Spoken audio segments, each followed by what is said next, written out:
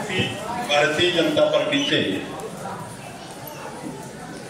वयाची 35 वर्ष पूर्ण झालेले आणि पंचायत समितीसाठी इच्छुक असलेले एक तरुण नेतृत्व श्री मिलिंद बापू पाटील यांच्या वाढदिवसानिमित्त उपस्थित असलेले एक कार्यसम्राट आमदार माननीय गोपीचंद पडळकर साहेब, त्यांच्याबरोबर आता बातमी म्हणतो कसं म्हणून आपण सरदार पाटील साहेब, पवार साहेब आहेत, संजीव कुमार सावंत सुद्धा आहेत, पडळकर साहेब संजीव कुमार सावंत सुद्धा आहेत. त्यामुळं जुन्या अनुभवातली टीम आपल्याकडे आहे आणि त्याबरोबर बनाळी, अंतराव, वायपळ, शेगाव तसेच औंढी, लोगाव या परिसरातील सर्व विविध संस्थांचे अधिकारी, पदाधिकारी, बंधू आणि भगिनी.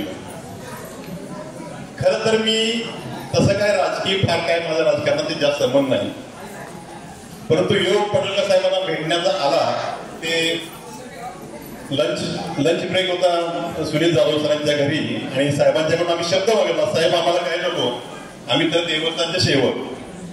तर देवस्थानच्या सेवकांना अपेक्षा काय असते? तर सर म्हटलं गेली 25-30 वर्ष हा प्रयत्न चालू आहे आमचा बरोबर.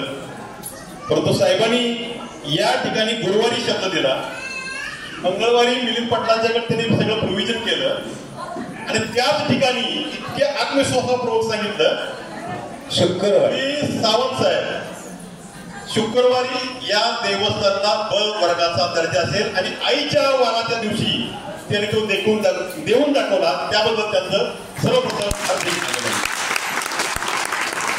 सर सर्वच कामाच्या बाबतीत तुमचं तसा हेच काम नाही. देवाचं जर काम झालं देवी तुम्हाला 100% आशीर्वाद देईल, काय विषय नाही.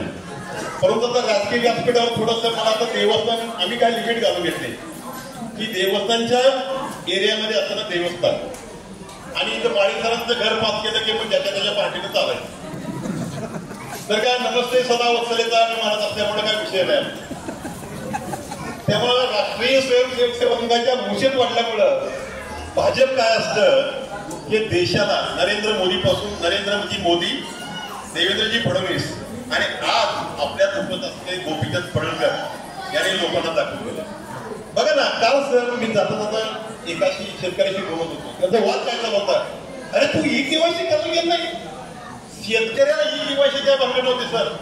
हा जो बदल झाला ना मोदीमुळे ई केवायसी कशाची, तर ई केवायसी आपल्या भगिनीला मिळालेल्या तुम्ही दिलेल्या भेटीची आणि ही भेट तुम्ही बंद केली असता ही भेट कायम चालू ठेवा.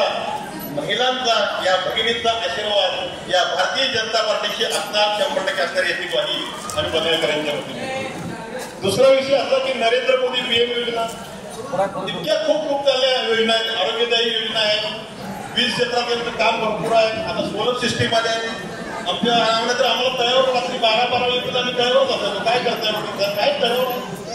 परंतु तळ्यावरचा प्रश्न तुम्ही मिटवला, तळ्यावरचा प्रश्न मिळवला तर तुमचं आठवण या गोष्टीसाठी येते की गेली 5 तलाव जो आमच्या कोळ्याचा तलाव होता किंवा अंतराचे तलाव होते ज्या प्रकारे माझी जमीन येते ते पाझर तलाव जाणूसर मध्ये पाणी सोडा पडणार. परंतु पाझर तलावामुळे सर जे पाणी साठलेलं होतं ओरिजिनल नॅचरल ते पाणी अजिबात कमी झालेलं नाही, काम बंद झालं आणि तुमचं काम हे निश्चितपणे या मिलिंद बापूच्या विजयासाठी निश्चितपणे काम करेल असं मला या ठिकाणी वाटतं. फक्त एकच अपेक्षा सर की आपण या ठिकाणी मिलिंद बापूंची कामं तुम्हाला सुचवली त्या कोणत्याही कामाला नकार दिला नाही. हे सर्वात आमच्या दृष्टीने जमेचे बाबू अगदी कोणतंही पद नाही सर या माणसाकडे. अगदी संजीव कुमार सावंतचा कार्यकर्त्यापासून यांच्या कार्यकर्त्यापासून त्यानं आजपर्यंत कार्यकर्ताच म्हणून काम केलं. पण यावेळी सांगितलं आता बस कार्यकर्ता थोडंसं आपले आता एकदम 40-45 वर्षाचे आमदार आपल्याकडे आले. आता जाधव सरांनी सांगितलं आम्हालाही आमदार झाल्याचं काय वाटतंय, परंतु म्हटलं तर आमदाराच्या खालचा सेवक तरी आपण तयार करावा या दृष्टीने आम्ही सगळ्या कार्यकर्त्यांनी वोट बांधले, ठरवलं. मिलिंद एक शब्द देतो, म्हटलं काय करायचं तू देवस्थानचं आम्हाला काम करून दे.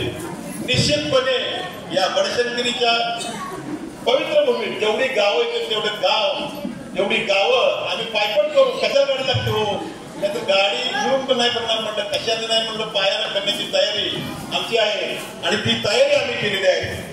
एकच शब्द देतो की साहेब तुम्ही आताच जे तसंच काम आहे की तसंच यापुढे काम चालू ठेवा. निश्चितपणे ही जनता मिलिंद बापूला आशीर्वाद दिल्याशिवाय राहणार नाही, अशा प्रकारची मी वचन देतो आणि थांबतो. जय हिंद, जय महाराष्ट्र.